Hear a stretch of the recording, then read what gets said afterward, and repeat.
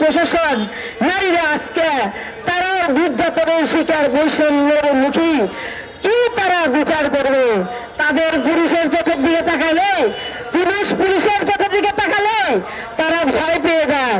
আমি থানায় যে দেখেছি ভালো একটা শিক্ষিত পুলিশ, আমি বসে আছি, আমি বাংলাদেশ মহিলা পরিষদ থেকে অভিযোগ করতে আসছি, সেই লোক তাকে ডাকলো, এই তুমি আসো, তুই আয়, তোর আছে না, এখানে একজন লোক আসছে তোর সাথে কথা বলার জন্য। এই ল্যাঙ্গুয়েজ আমাদের প্রতিরক্ষা বাহিনীদের চেঞ্জ করতে হবে। এই ল্যাঙ্গুয়েজ চেঞ্জ করে নারী নির্যাতন বন্ধ করতে হবে। আমরা বাংলাদেশ মহিলা পরিষদ বসে নাই, আমরা বসে থাকবো না। করোনার ভিতরে আমাদের বাংলাদেশ মহিলা পরিষদ বসেছিল না, হরতাল অবরোধে বসেছিল না। এই যে ছাত্র আন্দোলনে বাংলাদেশ মহিলা পরিষদ বসে থাকে নাই।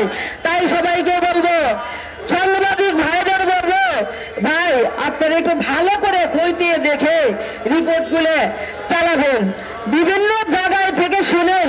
আজকে যদি আপনার ঘরে আপনার স্ত্রীকে দর্শিত হয়, আপনার বোন যদি দর্শিত হয়, আপনার মেয়ে যদি দর্শিত হয়, তাহলে কি আপনার গায়ে কলঙ্ক লাগবে না? আমরা চাইব না আমাদের কারো গায়ে কলঙ্ক লাগুক। সরকারকে দৃষ্টি আকর্ষণ করে বলবো, নারী নির্যাতন প্রতিবাদ কিভাবে আপনারা করবেন আন্তর্জাতিক ভাবে, সেই বিষয়টা আমরা দৃষ্টি আকর্ষণ করে আমরা বাংলাদেশ মহিলা পরিষদ আন্দোলন চালিয়ে যাব। সকলকে ধন্যবাদ জানিয়ে আমার সংক্ষিপ্ত বক্তব্য শেষ করছি।